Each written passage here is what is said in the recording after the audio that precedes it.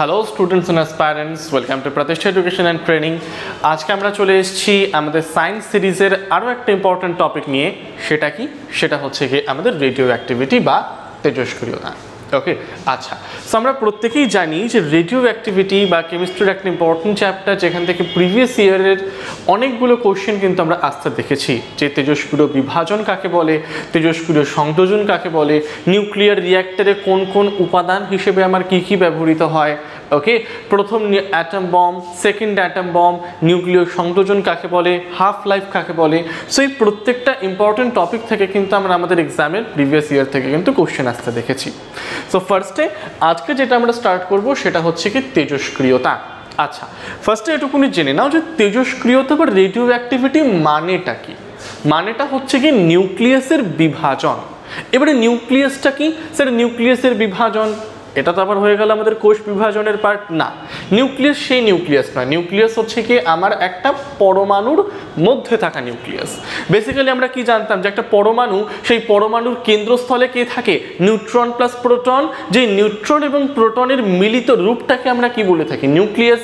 আর এই নিউক্লিয়াসের চারপাশে বিভিন্ন সার্কুলার অরবিটে ইভলভ করবে কে? আমার ইলেকট্রনটা। তার মানে এই নিউক্লিয়াসের বিভাজনটা, অর্থাৎ এই নিউক্লিয়াস মানে নিউট্রন এবং প্রোটন, সেই নিউক্লিয়াস থেকে আলফা রে বেরিয়ে যাওয়া, সেই নিউক্লিয়াস থেকে আমার বিটা কণা বেরিয়ে যাওয়া, আলফা কণা বেরিয়ে যাওয়া বা গামা রে বেরিয়ে যাওয়া, যার ফলে কি হয় ধীরে ধীরে মানে সেই পার্টিকেলটা আমার ক্ষয়প্রাপ্ত হতে থাকে। সো এই ঘটনাটাকে বেসিক্যালি আমরা কি বলি? রেডিও অ্যাক্টিভিটি বা তেজস্ক্রিয়তা বলি। আচ্ছা, কি বলছে এখানে একবার আমরা দেখিনি? কি বলছে এখানে একবার আমরা দেখিনি? বলছে হলো গিয়ে তেজস্ক্রিয়তার ফলে নিউক্লিয়াস থেকে স্বতঃস্ফূর্ত এবং নিরবচ্ছিন্নভাবে একটি আলফা কণা, একটি বিটা কণা এবং গামা রশ্মি নির্গত হয়। আচ্ছা, এবার এই তেজস্ক্রিয়তাটা আমার এক ধরনের রাসায়নিক বিক্রিয়া হলেও, মানে এটি এক ধরনের কেমিক্যাল রিয়াকশন হলেও, এটি কিন্তু বাইরের তাপমাত্রা, চাপের মতো বাইরের ফ্যাক্টরগুলির দ্বারা কোনোরূপভাবে প্রভাবিত হয় না। কেন হবে? কেন হবে? কারণ এটা তো সম্পূর্ণ পরমাণুর ভেতরকার একটা ঘটনা। এটা তো পরমাণুর নিউক্লিয়াসের ঘটনা, নিউক্লিয়াসের বিভাজন, সেখান থেকে আলফা কণা, বিটা কণা, গামা এটা বেরিয়ে যাওয়া। তার মানে এটার উপর তো পরিবেশের অন্যান্য ফ্যাক্টরগুলোর অ্যাফেকশনের কোনো রকম কথা নেই বা কথা হওয়া উচিত না। তার মানে বাইরের ফ্যাক্টরগুলো বা পরিবেশের ফ্যাক্টরগুলো কিন্তু আমার তেজস্ক্রিয়তার উপরে কোনোরূপ প্রভাবটাই কিন্তু ফেলতে পারে না। আচ্ছা, এই তেজস্ক্রিয়তাটা, এই রেডিও অ্যাক্টিভিটিটাকে পৃথিবীর সামনে প্রথম সবার সামনে কে নিয়ে এলেন? তিনি হলেন গিয়ে আমাদের হেনরি বেকারেল। হেনরি বেকারেল ঊনবিংশ শতাব্দীতে তেজস্ক্রিয়তাটাকে আবিষ্কার করেন। ঊনবিংশ শতাব্দীতে এই তেজস্ক্রিয়তাটাকে আবিষ্কার করেন প্রথম কোন সায়েন্টিস্ট? তিনি হলেন ফ্রেঞ্চ সায়েন্টিস্ট হেনরি বেকারেল। আর এই তেজস্ক্রিয়তা, আচ্ছা তেজস্ক্রিয়তা কথাটা বলা ভুল, আসলে রেডিও অ্যাক্টিভিটি, আসলে রেডিও অ্যাক্টিভিটি। এই রেডিও অ্যাক্টিভিটি টার্মটা বা তেজস্ক্রিয় নামের টার্মটা প্রথম কোন বিজ্ঞানী আমাদের দিয়েছিলেন? তিনি হলেন গিয়ে কে? আমাদের মেরি কুরি। তাহলে যদি আমাদের এক্সামে কোশ্চেন আসে তেজস্ক্রিয়তাটাকে আবিষ্কার করেন কে, তো অ্যান্সার হওয়া উচিত হেনরি বেকারেল। আর যদি বলা হয় তেজস্ক্রিয়তা বা রেডিও অ্যাক্টিভিটি টার্মটাকে প্রথম আমাদের সামনে ইন্ট্রোডিউস করেন কে, তাহলে তিনি হয়ে যাবেন কে? আমাদের সায়েন্টিস্ট ম্যারি কুরি। দুবার নোবেল লরিয়েট হয়েছিলেন এবং ফার্স্ট উইমেন নোবেল লরিয়েট ছিলেন কে?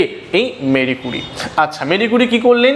পোলোনিয়ামটাকেও আবিষ্কার করলেন এবং তিনি তার দেশ পোল্যান্ডের নামানুসারে সেই পদার্থের নামকরণ কি করলেন? পোলোনিয়াম। তাহলে পোলোনিয়াম কথাটা কোথা থেকে এসেছে? মেরি কুরির অরিজিনেট কান্ট্রি পোল্যান্ড থেকে এসেছে। আর এই পোলোনিয়ামটাকেও আবিষ্কার করেছিলেন কে? আমাদের বিজ্ঞানী মেরি কুরি। এবং পোলোনিয়াম ছাড়াও তিনি রেডিয়াম নামের তেজস্ক্রিয় মৌলটাকেও কিন্তু আবিষ্কার করেছিলেন। তাহলে রেডিয়াম নিয়ে নাও, পোলোনিয়াম নিয়ে নাও, এই দুটোর আবিষ্কর্তাকে বিজ্ঞানী মেরি কুরি। আচ্ছা, এত অবধি আমাদের ক্লিয়ার হলো। আমরা আমাদের পরবর্তী স্লাইডে চলে যাচ্ছি। আচ্ছা, পরবর্তী স্লাইডে যাওয়ার আগে আমরা এখানে একটা কোর্স নিয়ে চলে এসেছি। তোমরা প্রত্যেকেই জানো WBPSC miscellaneous food SI notification বেরিয়ে গেছে, ফর্ম ফিল আপও এন্ড, ক্লার্কশিপ খুবই তাড়াতাড়ি আসতে চলেছে এবং এছাড়াও পুলিশের কিছু এক্সাম খুব জলদি কিন্তু তোমরা দেখতে পাবে। তার ফলে এই এক্সামগুলোর জন্য, এক্সামগুলোর অল ওভার সিলেবাসটাকে যদি তোমরা ক্লিয়ার করতে চাও এবং এক্সামগুলোকে যদি ক্ল্যারিফাই করতে চাও, তাহলে তোমরা কিন্তু এই কোর্স কোর্সটাকে অবশ্যই অ্যাভেল করতে পারো।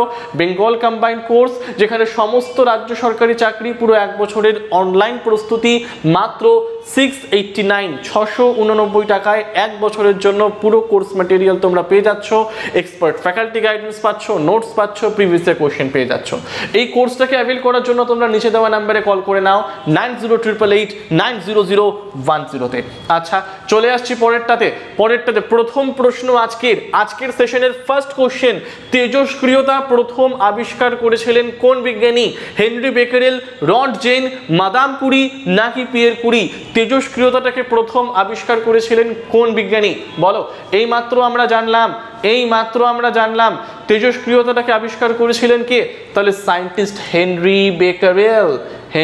বেকারেল। তিনি হলেন গিয়ে প্রথম সায়েন্টিস্ট যিনি তেজস্ক্রিয়তাটাকে সর্বপ্রথম আবিষ্কার করেছিলেন। চলে আসছি পরের প্রশ্ন, কোশ্চেন নাম্বার 2 কি বলছে? তেজস্ক্রিয়তা শব্দটি প্রথম ব্যবহার করেছিলেন কোন বিজ্ঞানী? এই তেজস্ক্রিয়তা সম্বন্ধে তো ধারণা দিলেন হেনরি বেকারেল, কিন্তু তেজস্ক্রিয়তা শব্দটিকে প্রথম ব্যবহার করেছিলেন কোন বিজ্ঞানী? Henri Becquerel, Madame Curie, Eve Curie নাকি পিয়ের কুরি? সো এখানে রাইট অ্যান্সারটা কি হবে? Which option is your correct answer? তেজস্ক্রিয়তা শব্দটি প্রথম ব্যবহার করেন কোন বিজ্ঞানী? ওকে, চলো তাহলে এখানে সঠিক উত্তর কোনটা? সঠিক উত্তর হয়ে যাবে আমাদের মাদাম কুরি। তিনি সর্বপ্রথম তেজস্ক্রিয়তা শব্দটিকে কিন্তু ব্যবহার করেছিলেন। চলে আসছি পরবর্তী প্রশ্ন। আচ্ছা, পরবর্তী আমরা একটা ডিটেলস জানবো যে তেজস্ক্রিয়তার একক কি। আচ্ছা, আমাদের মনে একটা বেসিক আইডিয়া প্রত্যেকের থেকে থাকে যে তেজস্ক্রিয়তা বা রেডিও অ্যাক্টিভিটির একক হচ্ছে গিয়ে আমাদের কুরি। হ্যাঁ, কুরি তো অন্যতম একটা গুরুত্বপূর্ণ একক, কিন্তু যদি আমার অপশনসের মধ্যে বেকারেল থাকে তাহলে তেজস্ক্রিয়তার মূল একক হিসেবে বিবেচিত হবে কোনটা? মূল একক হিসেবে বিবেচিত হবে কিন্তু আমার বেকারেল ইউনিটটা। তাহলে তেজস্ক্রিয়তার একক কি? তেজস্ক্রিয়তার একক হতে পারে আমার 3টে। মূল একক হলো গিয়ে বেকারেল, আর পরবর্তী দুটো একক আমার কি হতে পারে? কুরি এবং রাদারফোর্ড হতে পারে। যেরকম রাদারফোর্ডকে আমরা কি বলি? The father of the nuclear physics, কারণ তিনি প্রোটনটাকে ডিসকভার করেছিলেন এবং আলফা স্ক্যাটারিং এক্সপেরিমেন্ট দেখিয়েছিলেন। তার মানে রাদারফোর্ডকে কি বলা হয়? Basically the father of the nuclear physics বলা হয়। তাহলে রাদারফোর্ড, বেকারেল এবং কুরি তিনটেকেই আমরা বেসিক্যালি কি বলতে পারি? তেজস্ক্রিয়তার একক বলতে পারি। বোঝা গেল এত অবধি প্রত্যেকের? চলো পরের প্রশ্নটায় আমরা চলে আসছি। আচ্ছা, পরের প্রশ্নে যাওয়ার আগে ফুড এসআই ভ্যাকেন্সি বেরিয়ে গেছে, ফর্ম ফিল আপও এন্ড। তোমরা এই ফুড এসআই এর notes, mock test, expert faculty guidance, live and recorded class, এই প্রত্যেকটা জিনিসকে অ্যাভেল করতে পারবে to clear the food SI মাত্র 488। আর এই কোর্সটাকে অ্যাভেল করার জন্য তোমরা নিচে দেওয়া নাম্বারে কল করে নাও 9088890010-তে। আচ্ছা, চলে আসছি পরবর্তী প্রশ্নে যাওয়ার আগে আমরা আরো একটা জিনিস দেখব, অর্ধজীবনকাল বা হাফ লাইফ পিরিয়ড কাকে বলা হয়? ডেফিনিশনটা একবার পড়বো। যে সময় পরে একটি তেজস্ক্রিয় পদার্থ মূল পদার্থের পরিমাণ থেকে অর্ধেক অবশিষ্ট থাকে। ধরে নাও একটা তেজস্ক্রিয় পদার্থ, তার নাম দিলাম আমি এ। একটা তেজস্ক্রিয় পদার্থ, তার নাম দিলাম আমি এ। ওকে, তার নাম দিলাম আমি এ। এবারে আমি 2 ঘন্টা ওয়েট করলাম, 2 ঘন্টা ওয়েট করে দেখলাম এই এর অ্যামাউন্ট হচ্ছে কি ধরো 1। 2 ঘন্টা পরে এই এ নামক তেজস্ক্রিয় মৌলটা কি হয়ে যাবে? হাফ অ্যামাউন্ট হয়ে যাবে।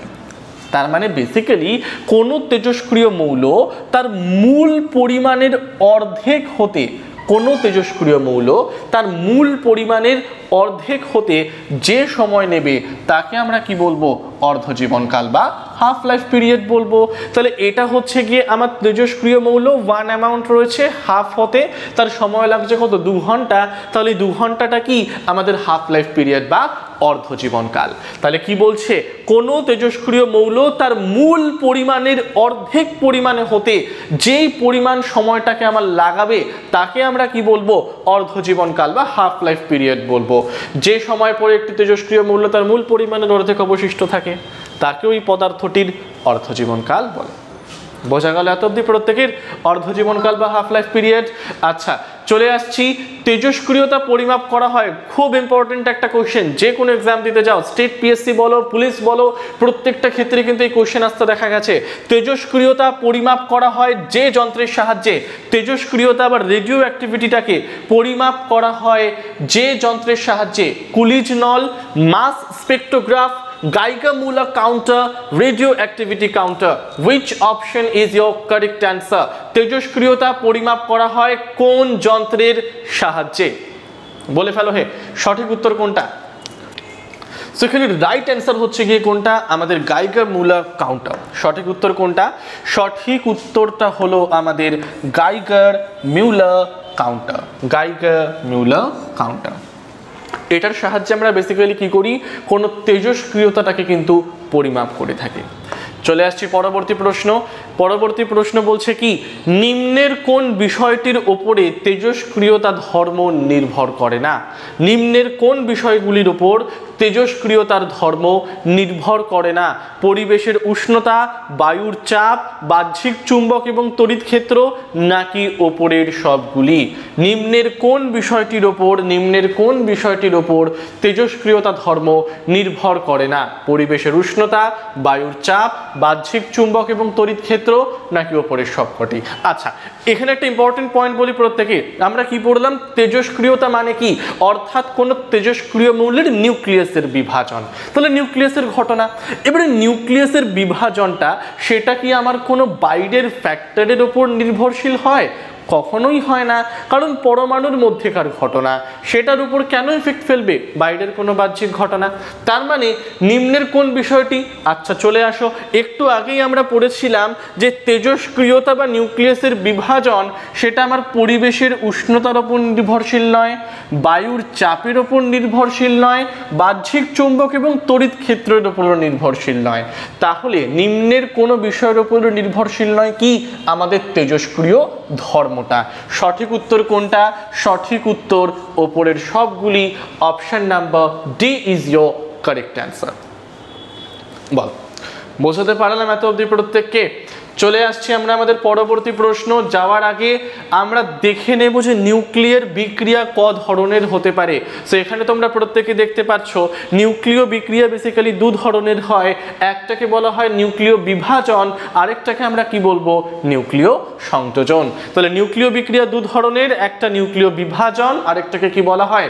নিউক্লিয় সংযোজন বলা হয়। আচ্ছা, ডিটেলস আমরা যাচ্ছি, তার আগে প্রত্যেকে আমরা জেনে নিই যে তোমরা যারা এসএসসি, রেলওয়ে, ব্যাংক এবং ডাব্লিউবিসিএস এর জন্য প্রিপারেশন নিচ্ছ, তারা যদি অফলাইন প্রিপারেশন নিতে চাও তাহলে আমাদের অফলাইন সেন্টারে তোমরা যোগাযোগ করতে পারো।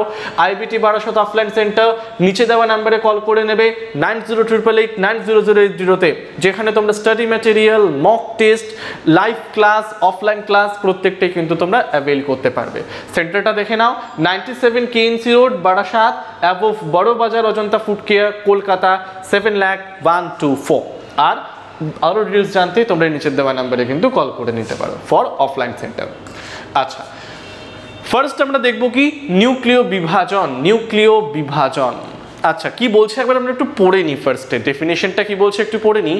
যে বিভাজনে কোনো ভারী নিউক্লিয়াস বিভাজিত হয়ে দুটো কাছাকাছি ভরের নিউক্লিয়াস উৎপন্ন হয় এবং দ্রুততার সাথে নিউট্রন জাতীয় কয়েকটি ক্ষুদ্র কণা এবং প্রচুর পরিমাণে শক্তি নির্গত হয়, তাকে আমরা কি বলি? তাকে আমরা নিউক্লিয় বিভাজন বলি। বেসিক্যালি কি? ধরো দেখে নাও, আমার এটা হচ্ছে একটা ইউরেনিয়াম, আমার এটা হলো একটা কি? এটা হলো একটা ইউরেনিয়াম। ওকে, 235 ইউরেনিয়াম। এই 235টা আমার কাকে ডিফাইন করে? আমার ভর সংখ্যাকে ডিফাইন করে। মাস নাম্বার। মাস নাম্বার মানে কি? Number of proton plus number of neutron. আচ্ছা, তার মানে এটা হলো ভর সংখ্যা আর এটা হলো অ্যাটমিক নাম্বার মানে পরমাণু ক্রমাঙ্ক। অ্যাটমিক নাম্বার মানে কি? সেই এলিমেন্টের মধ্যে যতগুলো পরমাণু আমার যতগুলো প্রোটন উপস্থিত আছে সেটাকে আমরা কি বলি? প্রোটন সংখ্যা বলে চলি বা পরমাণু ক্রমাঙ্ক বলে চলি। তাহলে এই ইউরেনিয়ামের এই আইসোটোপটাকে আমরা রেডিও অ্যাক্টিভ আইসোটোপ বলি। তাহলে একটা নিউট্রন কণা দিয়ে যদি আমরা এই ইউরেনিয়ামের রেডিও অ্যাক্টিভ আইসোটোপটার উপরে একটা ধাক্কা লাগাই তাহলে কি হবে, এই ইউরেনিয়ামের আইসোটোপটা আমার ভেঙে যাবে। ভেঙে গেলে কি তৈরি হবে? ভেঙে গেলে 14456 বেরিয়াম তৈরি হবে, 8936 ক্রিপ্টন তৈরি হবে। দেখো, তার মানে এই বড় এলিমেন্ট ভেঙে গিয়ে দুটো কাছাকাছি ভরের এলিমেন্ট তৈরি করলো, নিউক্লিয় বিভাজনেই আমরা পড়লাম। তার সাথে কি তৈরি হবে? 200 MeV এনার্জি, অত্যাধিক পরিমাণ শক্তি। তার সাথে দেখো 3টে নিউট্রন কণিকাও তৈরি হবে। তাহলে এই যে ইউরেনিয়ামটা ভেঙে দুটো কাছাকাছি ভরের বেরিয়াম ক্রিপ্টন তৈরি করলো এবং তার সাথে 3টে নিউট্রন কণা তৈরি করলো, এই ঘটনাটাকে বেসিক্যালি আমরা কি বলি? নিউক্লিয় বিভাজন বলি। কারণ নিউক্লিয়াসটা ভেঙে যাচ্ছে, নিউক্লিয় বিভাজন বলি বা নিউক্লিয়ার ফিশন বলে চলি আমরা। Clear everyone? তাহলে এটারই ডেফিনিশনটা জাস্ট তোমার এখানে দেওয়া রয়েছে, নিউক্লিয় বিভাজন কাকে বলে। আচ্ছা, নিউক্লিয় বিভাজনটাকে আবিষ্কার করেছিলেন কে? 1939 সালে বিজ্ঞানী অটো হ্যান এবং বিজ্ঞানী ফ্রিটজ স্ট্রাসম্যান সর্বপ্রথম তারা কিন্তু নিউক্লিয়ার বিভাজনের ঘটনাটাকে কিন্তু পর্যবেক্ষণ করে চলেন। চলে আসছি পরবর্তী, বিভাজন আমাদের কমপ্লিট। বিভাজনের পরে চলে আসছি পারমাণবিক চুল্লি এবং পারমাণবিক বোমায় কাকে ব্যবহার করা হয়? এই নিউক্লিয়ার বিভাজনের কনসেপ্টটাকে ব্যবহার করা হয়।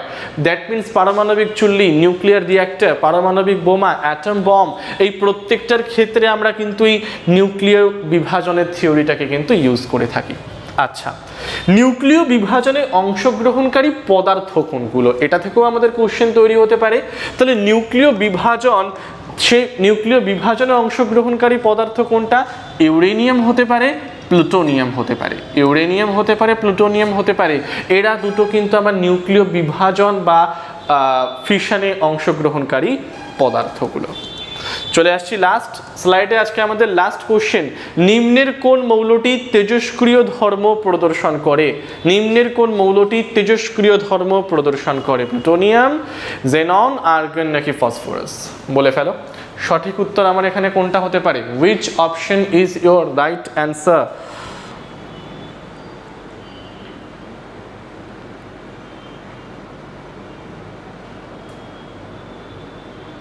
ওকে, সো এখানে কোন মৌলটি তেজস্ক্রিয় ধর্ম প্রদর্শন করবে? একটু আগেই আমরা পড়লাম ইউরেনিয়াম এবং প্লুটোনিয়াম।